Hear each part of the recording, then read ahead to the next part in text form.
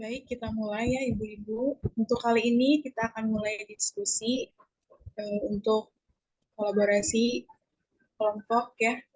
Diawali dengan Bismillahirrahmanirrahim. Assalamualaikum warahmatullahi wabarakatuh. Untuk kali ini kita akan membahas mengenai diskusi kali ini, pertemuan kali ini, yaitu pencatatan keuangan pada retail, gerai retail. Di sini ada sesuai dengan instruksinya. Yang pertama, dalam kelompok lakukan diskusi tentang sistem pencatatan keuangan pada gerai retail. Yang kedua, aktivitas dari sistem pencatatan keuangan pada gerai retail meliputi memproses transaksi uang tunai. Yang kedua, menyampaikan dokumen bank. Yang ketiga, memproses transaksi non tunai. Dan yang keempat, melakukan rekonsiliasi tagihan untuk pembayaran kepada kreditur. Dan pertanyaan ketiga, bagaimana menurut kelompok Anda, apakah aktivitas pencatatan keuangan dapat pada gerai retail tersebut sudah cukup memadai untuk operasional gerai atau bisnis retail? Yang keempat, tuliskan hasil analisa kerja kelompok Anda. Jadi kita bisa mulai Bapak Ibu untuk melakukan diskusi kali ini yang harus kita jawab yaitu pertanyaan kedua dan ketiga ya. Untuk kita diskusikan yang pertama ada pertanyaan kedua mengenai aktivitas dari sistem pencatatan keuangan pada gerai retail. Boleh mau siapa dulu untuk bisa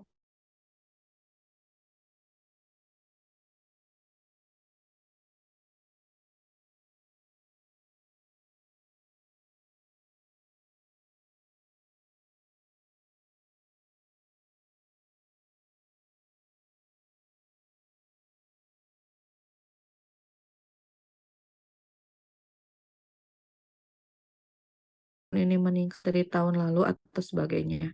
Selain itu, pencatatan keuangan digunakan sebagai pelaporan transaksi yang terjadi dalam periode harian, mingguan, dan bulanan. Hasil pencatatan tersebut akan menjadi sebuah financial report bagi sebuah perusahaan atau bisnis. Laporan tersebutlah yang akan menjadi acuan untuk melihat kondisi bisnis yang tengah dijalankan. Untuk itu, ada beberapa aktivitas dalam pencatatan keuangan pada gerai retail. Salah satunya yaitu memproses transaksi uang tunai.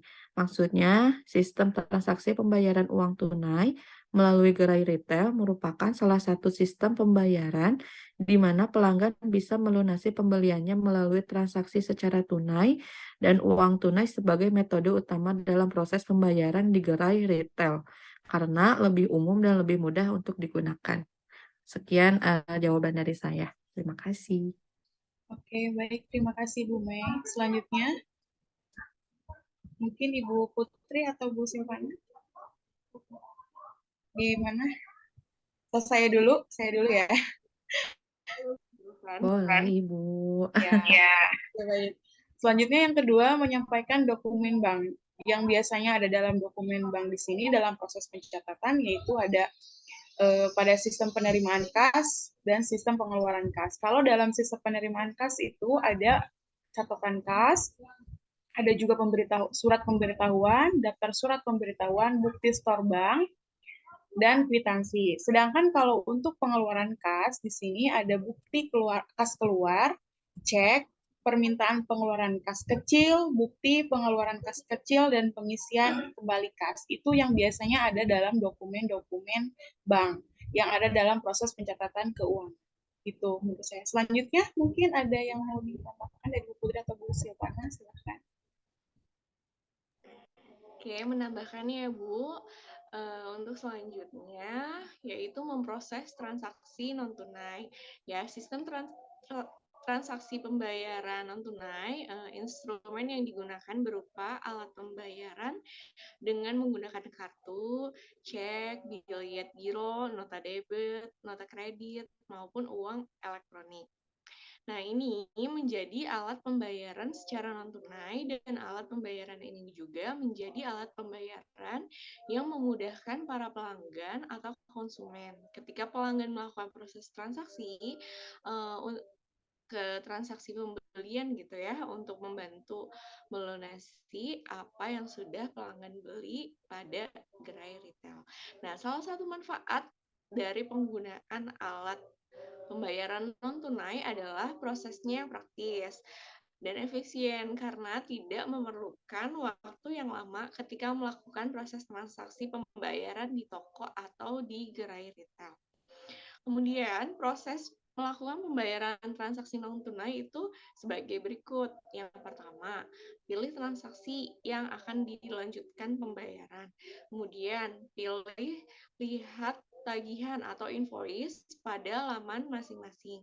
Yang ketiga, klik pembayaran tagihan, cara pembayaran atau atur pembayaran. Dan yang terakhir, pilih metode pembayaran. Oh iya, satu lagi lupa, yaitu mengunggah bukti pembayaran. Mungkin itu saja Bu Emma. Terima kasih. Oke, baik. Terima kasih Bu Silvana. Mungkin selanjutnya Ibu Putri, silakan. Ya, boleh Bu, izin menambahkan untuk aktivitas yang selanjutnya, yaitu melakukan rekonsiliasi tagihan untuk pembayaran kepada kreditur. Rekonsiliasi pembayaran, proses membandingkan laporan bank dengan catatan keuangan perusahaan untuk memastikan jumlahnya cocok atau sesuai antara satu sama lain. Dalam proses rekonsiliasi pembayaran, ekstraksi data dokumen ini ada beberapa tahap, yaitu pertama, dalam melakukan rekonsiliasi pembayaran yang merupakan proses pengambilan laporan bank dan data dokumen. Tahap selanjutnya, pencocokan tahap ini. Proses pencocokan pada tahap ini pada dasarnya adalah proses membandingkan pernyataan pada tingkat transaksi. Untuk transaksi yang jelas, cocok akan dihapus dari database rekonsiliasi. Sedangkan untuk setiap ketidaksesuaian, kemudian akan dikirim ke tahap rekonsiliasi. Tahap selanjutnya yaitu rekonsiliasi dari finalisasi dalam tahap utama dalam penyelidikan item rekonsiliasi. Setiap kesalahan akan dilaporkan ke perusahaan atau individu untuk diperbaiki dan diikuti dengan ulasan dan persetujuan. Mungkin itu Ibu yang bisa ditambahkan. Terima kasih. Baik, terima kasih untuk Bu Mei, Bu Silvana, dan Ibu Putri. Bisa ditarik kesimpulan bahwa di dalam aktivitas dari sistem pencatatan keuangan itu, yang pertama tadi untuk prosesnya ada beberapa ya. Yang pertama ada proses transaksi uang tunai, itu mulai, kalau uang tunai seperti kita ketahui, kita melakukan proses uang tunai dengan cara langsung ya, dengan melalui uang gitu ya, tanpa ada pembayaran lainnya. Yang kedua ada menyampaikan dokumen bank. Ada beberapa dokumen bank yang harus ada atau kita miliki sebagai pengusaha atau yang punya perusahaan ya. Yang ketiga memproses transaksi non tunai. Kalau untuk transaksi non tunai itu kebalikannya dari transaksi tunai, berupa cek, kartu dan lain sebagainya seperti itu. Dan yang keempat melakukan rekonsiliasi tagihan untuk pembayaran kepada kreditur ya. Rekonsiliasi di sini seperti tahap pencocokan pada bank dengan catatan dokumen yang ada di perusahaan seperti itu ya. Baik, Ibu-ibu, selanjutnya kita ke pertanyaan ketiga mengenai keuangan pada gerai retail tersebut untuk operasional gerai atau bisnis retail. Untuk itu, boleh siapa yang mau mengungkapkan pendapatnya atau jawabannya? Boleh dimulai dengan siapa? Izin Bu, Ibu ya, untuk menyampaikan pendapat jawaban dari pertanyaan yang kedua. Untuk menilai apakah aktivitas pencatatan keuangan suatu gerai retail itu sudah memadai untuk operasional bisnis atau belum, maka perlu dipertimbangkan, ada faktor-faktor yang perlu dipertimbangkannya. Yang pertama, kelengkapan data. Apakah pencatatan mencakup semua transaksi keuangan yang relevan, termasuk penjualan, pembelian, persediaan, biaya operasional, dan pembayaran kepada pemasok dan karyawan. Jadi, untuk menilai apakah aktivitas pencatatan keuangan itu memadai atau belum, dilihat dari kelengkapan data kegiatan operasional bisnis retail kita. Operasional bisnis retail kan pada umumnya mulai dari pemesanan barang, kemudian nanti pengiriman barang, penyimpanan pada gudang atau warehousing, kemudian sampai ke penjualan. Nah, kita harus melengkapi data-data keuangan dari proses-proses operasional dari retail yang kita punya. Mungkin itu, Bu. Oke, baik, Ibu Putri, terima kasih. Selanjutnya, Bu Mei, Bu Silvana, atau saya lagi boleh? Boleh Ibu, boleh Ya, Ibu baik. dulu. Oke, baik, Ibu Mei. Kalau selanjutnya tadi selain kelengkapan data, ada juga akurasi ya.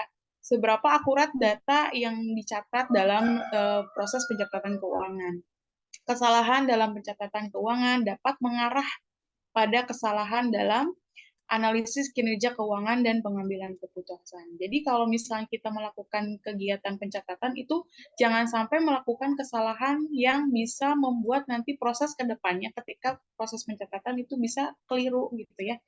Hasil dari yang dari awal hingga akhir tidak sama itu juga akan mempengaruhi semua proses pencatatan keuangan gitu ya. Makanya harus akurat, tidak boleh melakukan kesalahan sedikit pun. Karena biasanya kalau dalam keuangan itu kan berpengaruhnya terhadap proses hitung menghitung ya keuangan, atau bukan hanya dokumennya saja tapi proses menghitungnya gitu. Mungkin itu pendapat dari saya. Selanjutnya mungkin ada yang mau ditambahkan dari Bu Mei sama Bu Silvana. Oke, baik. Menambahkan ya, Bu. Selanjutnya yaitu waktu nih ya. Waktu, apakah pencatatan dilakukan secara teratur dan tepat waktu?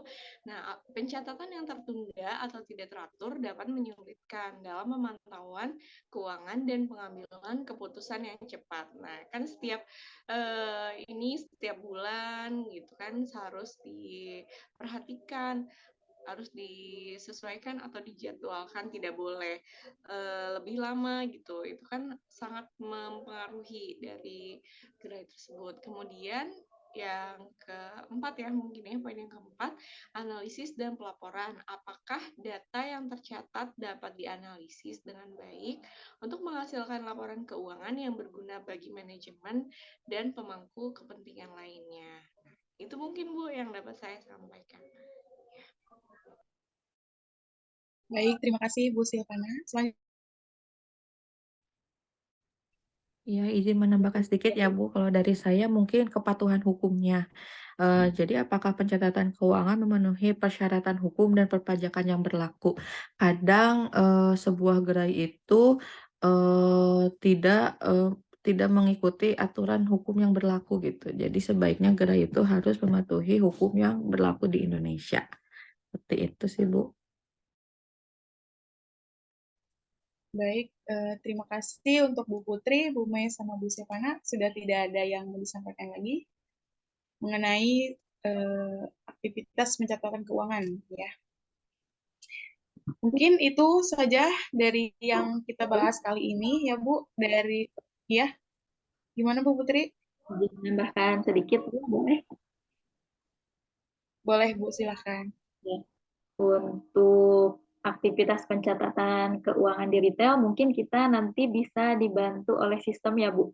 Sistem dan peralatan atau teknologi yang disesuaikan dengan kebutuhan pencatatan keuangan kita. Tadi tergantung kepada operasional kegiatan retail kita. Karena kan tiap retail itu mungkin kebutuhannya berbeda ya Bu. Jadi bisa dibantu oleh sistem dan teknologi pencatatan keuangan. Sudah Bu, terima kasih Bu.